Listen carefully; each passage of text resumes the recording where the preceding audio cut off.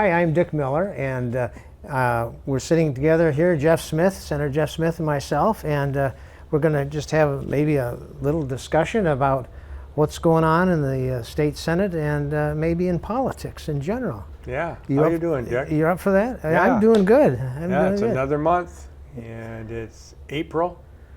Yeah, and we've had some hot days. Yeah, it's hot right now. And which is okay, I guess. I tell you, it's so nice to see the kids on bikes and the people walking their dogs. And, yeah. And it's super. Yeah, I saw a picture of people on a beach in Eau Claire. Wow. That's Eau Claire. Yeah. Geez. Okay. Well, the water probably isn't quite as nice as the air. But we are stuck in our office in Capitol these days. I imagine. On these warm days, and it's well, that's the way it is. It's April, and it's a busy time right now in the Capitol. Busy time, and you can remind us that you're in budget season, and maybe we'll get into some of that discussion as we continue on here. And the hope is to have that budget all approved and ready to fly by, is it July? By July 1st, yeah, June 30th, yeah. July 1st is the new fiscal year. Yeah. Well, we'll maybe touch some bases on there, and we'll see where that's at. Yeah. We were just visiting before the show started in reference to some of the national news and what's happening, and of interest to some of us anyway who like politics or dabble in politics, let me put it that way. We have issues going on in Mississippi and adjoining states there. Yeah, Tennessee. Yeah, and Kentucky had some action, I think, earlier. Just, it stems, of course, from the shootings that have occurred in those states. But we had a terrible tragedy, and I want to take a moment to really reflect on that here in Wisconsin, north of us, with the shooting of 2 police officers in Cameron, a Chetek police officer and a Cameron police officer, and it is something we can't forget when we move on with our daily lives and continue to do the things that we do, and we just need to remember those families who are suffering, and that's something that should never have happened in the first place. And I will just say it was a prime example from the information that's starting to come out about the shooter. Should never have. It may have been prevented if we would get away from the politics about this and adopt what we call emergency restraining orders on the families, actually go to a judge and get an order to remove weapons from somebody. This particular person, now that I just read this morning, the family said that he had threatened that if he ever got stopped by cops, he was going to shoot them, and he had 2 guns in his car. Now that family was afraid and frightened, and they were threatened by him. But if we had had what we call, people refer to them as red flag laws, if that was something we actually had here in Wisconsin, which we have introduced, they could have gone to the police and to the judge and had those weapons removed, and maybe that wouldn't have happened. You never know, but we need to take those sorts of precautions when someone is mentally unbalanced and making threats like that. Yeah, so we're not covered under this red flag law at this point in the state. We can't even get public hearings on such things. We need to at least have the debate. I will continue to keep emphasizing. I don't get public hearings on bills I introduce, and it's really frustrating that we can't actually have public debate about such important things. Now, for my information as well as our audience, can I assume that most of the legislation proposed to cover this subject matter does provide for a court hearing to determine whether or not to issue such an order? That's right. It's not just rush in and confiscate weapons. So it it's has using to the go system. before a judge, And you have to have a psychiatrist or some declaration that says this person is suffering from a crisis or is unstable and should not be in possession of weapons to harm others. And then the judge makes a decision, and then you can proceed with removing weapons. So it really temporarily. Yeah, so it's really similar to a court order to search a house. You have to have enough information to support the idea That's right. before it takes place. Yeah. So it isn't just like you say, just fell swoop and move in and take him. Yeah, exactly. So on that note, then of course these shootings in Tennessee, and the school shooting in Tennessee spurred the three legislators who also suffer from what I suffer from. They can't get public hearing, they can't get debate, and so they chose to try to bring attention to it on the floor of the legislature in Tennessee, and then they were abruptly disciplined, weren't they? Yeah, they ended the session, and then the next day they expelled them from the legislature, which, I know no one's got their head in the sand, they know what's happened down there, and not only has it backfired on the majority party down there, because those two are back, the two that they expelled, which were the two black men, but not the white woman was not expelled. They are back in their seats, as they should be, because it's the voters who decided that they wanted to be represented by them. That said, it's an interesting coincidence that we have had just a couple weeks ago, a week before the spring election, which there was a special election for an open seat in the Senate, which the Republican candidate there made it clear that he was interested in using the power of impeachment once the Republicans had the ability to do that with a supermajority in the Senate, which they did acquire when he won by a slim margin.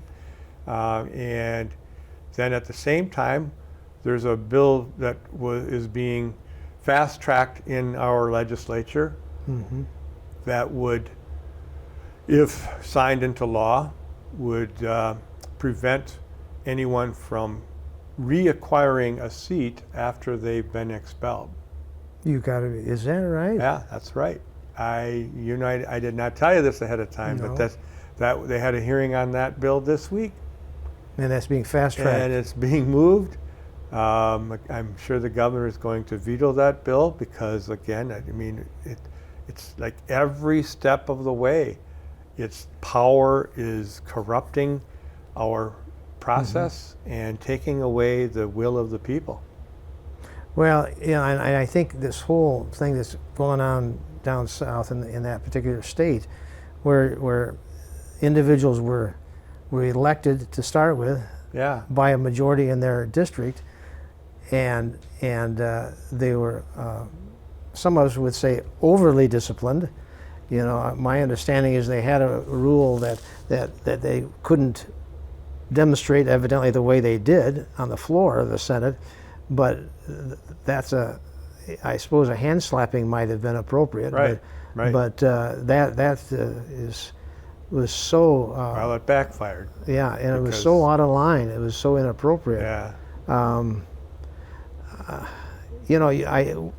We can certainly all sort of agree, I think, that if someone commits a serious offense, then that's worthy of debate, whether or not they should remain. Oh, certainly, yeah. If you actually are a threat to others or convicted of something in a court of law, then maybe you should be removed from office. But this wasn't the case here.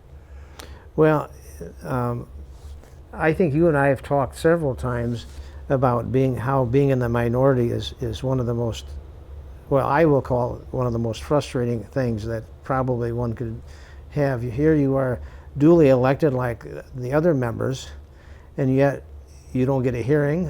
Your bills don't get proper hearings and proper consideration, or maybe even assignment.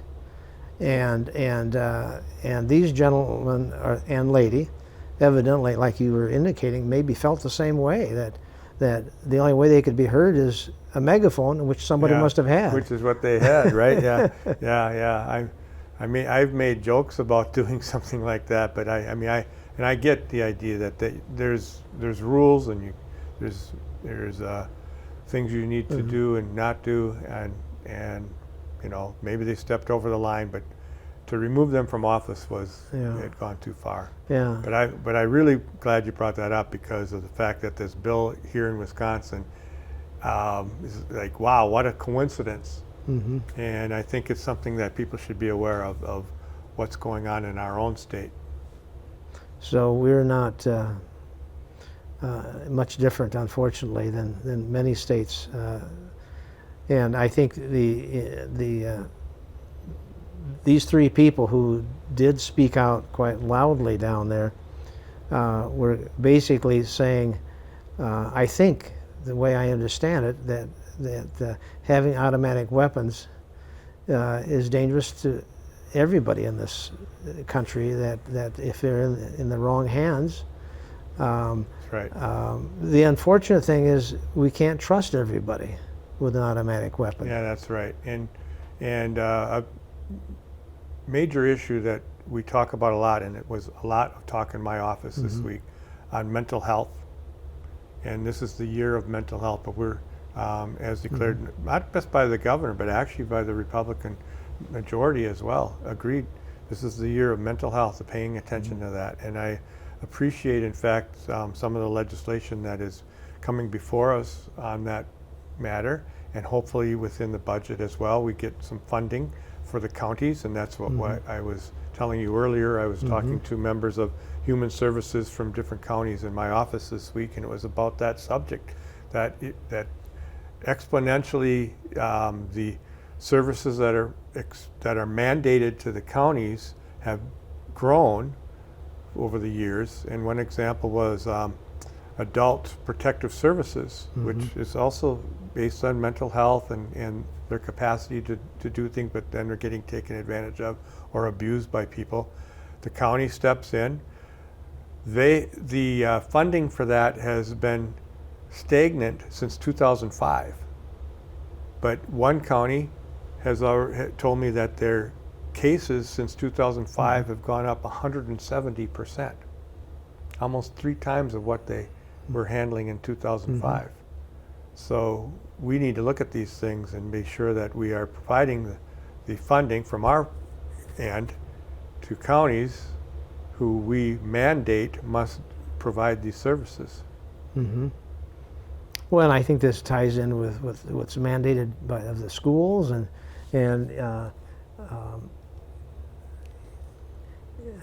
I don't know if I'm going to slip into another topic a little bit and maybe come back.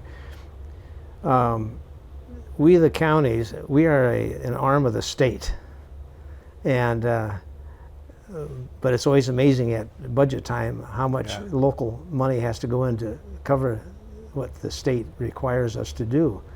And so we're not free to make a lot of our own decisions. And that's the way it is. And the schools aren't. I mean, I think schools are, as we've talked about before, schools are required to provide special education programs, but are not funded up to only about 30% at present. Right. And those programs are very expensive.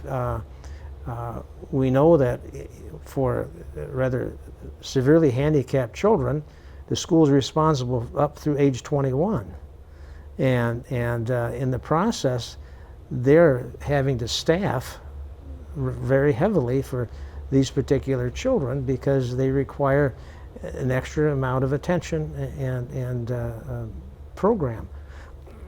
But again, they're not being funded. No, and it is frustrating to be under the restraints that you're talking about, revenue limits that are placed on our schools and our municipalities by the legislature. Same people who will oftentimes declare they have their belief is in local control. Well, you totally lose local control when you have these mandates and then revenue limits placed on you from above, from the state.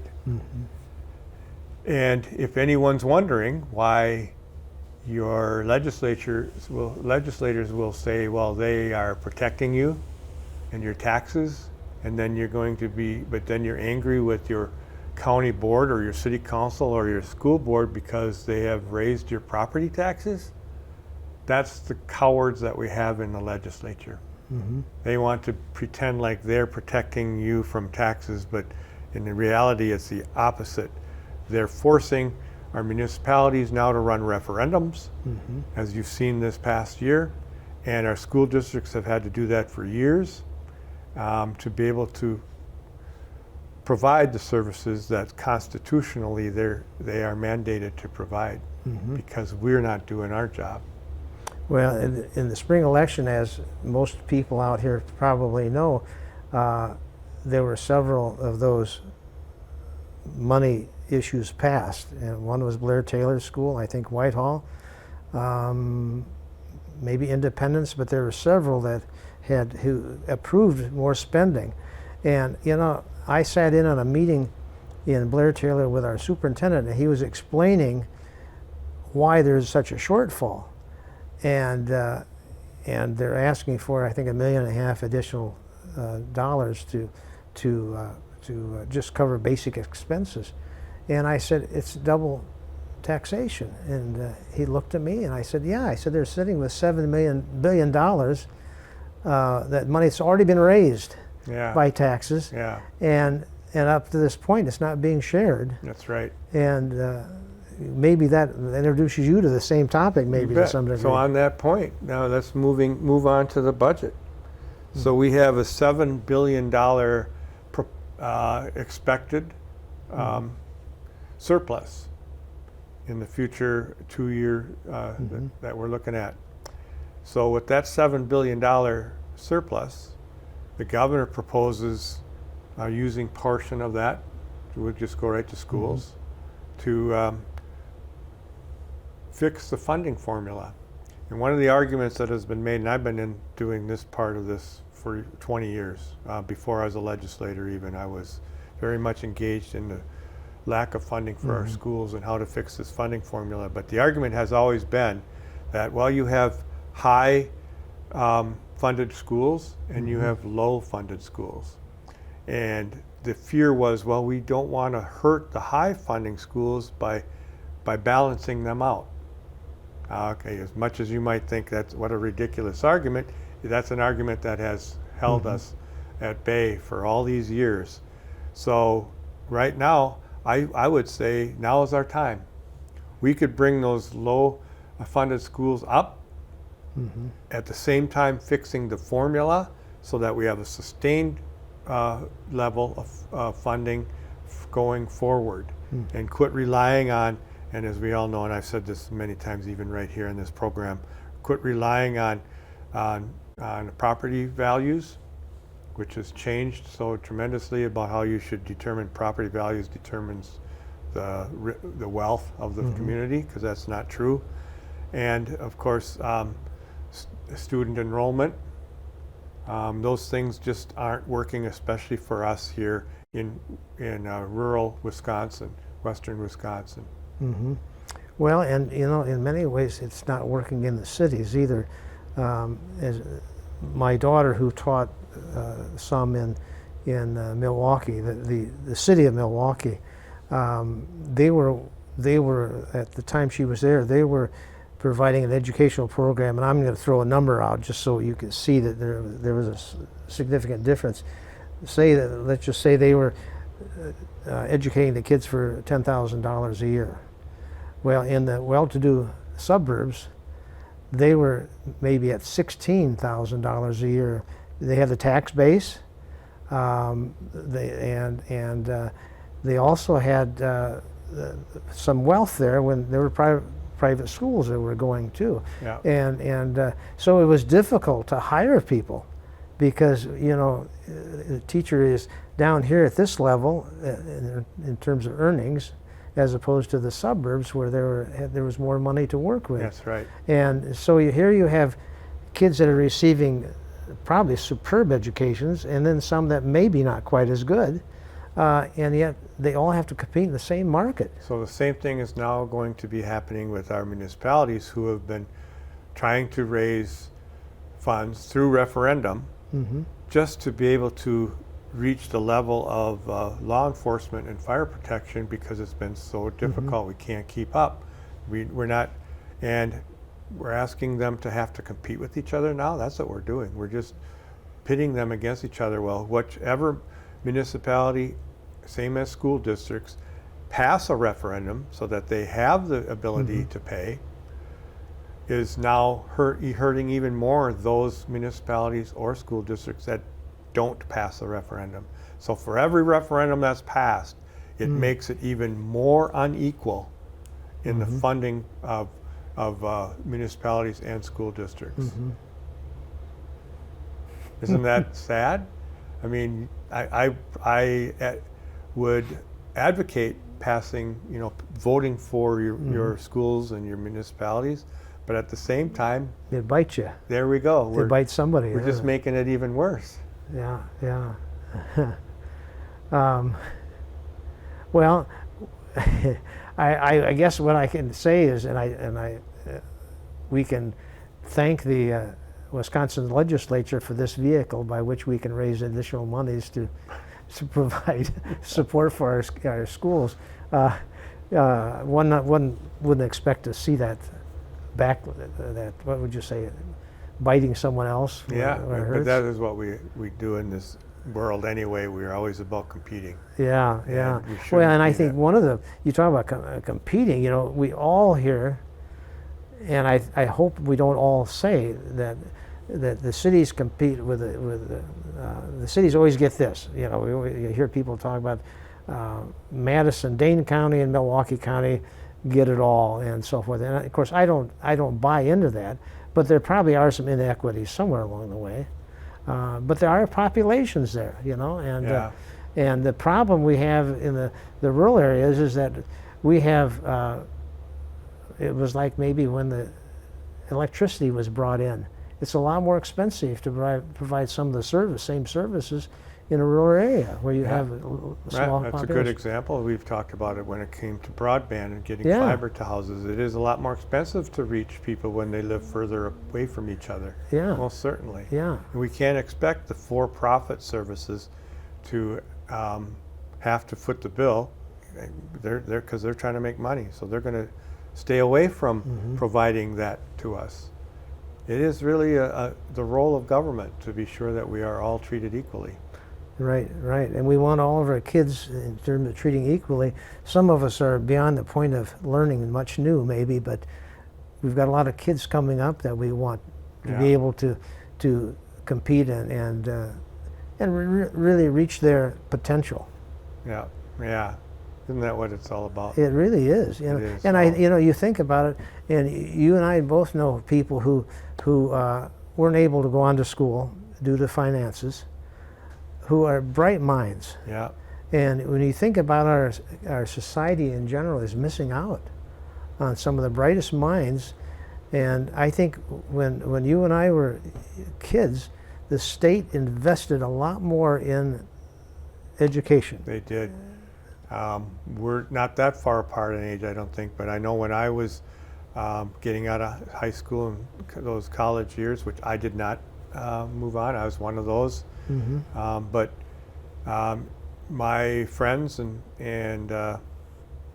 peers, I think it cost them about $300 to pay for tuition and their books and attend school each semester. You could easily work through the summer and then not have to work during the school year, but have enough money to pay that rent, tuition, and books to make it through the school year. Yeah. It's not possible anymore. No, it isn't. It isn't.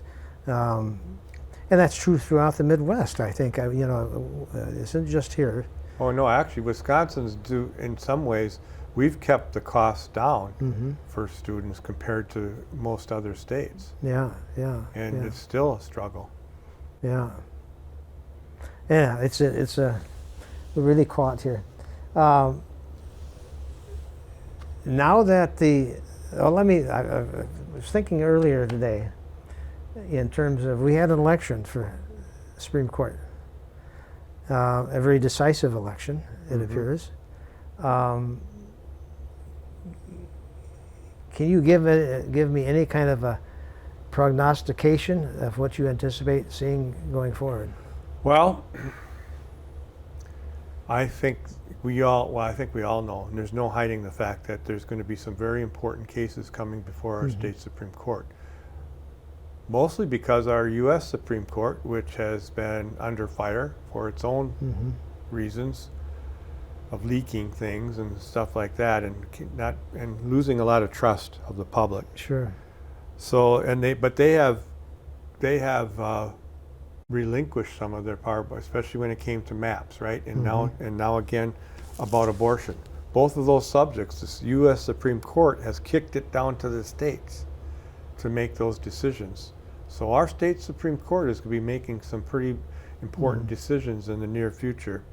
And I don't want to predict how anything will turn out, but let's just hope we have a opportunity for fairness in our courts when it comes to making those really life-altering decisions. And personally, for me, it's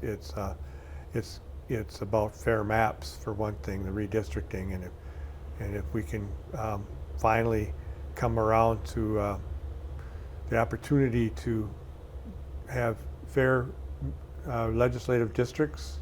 I mean, my district won't change much at all. It's already, as everyone knows, is as close as can be, and it's probably going to stay that way. And I think that everyone should have to operate that way. Everyone should have to earn their position as a legislator and decision maker for you. And I hope you all can agree with that. They need to earn it. Well, and I think someone asked me what I thought was the most important thing coming up potentially in the future, and I think it's probably the fair maps, because we've had some minority rule for a while, and it's time we have majority rule. For those of us who feel we're in the majority and not being represented very well, we need to get back to what the intention of the Constitution was pointing out. Even if you are a supporter of the majority party, they've lost touch because they have lost the concern of having to satisfy their constituency. And I know we're running out of time. But we're running out, yes. And thank you for being here today. Thank you for being with us. Yep, Have a thank good you. day. Bye now.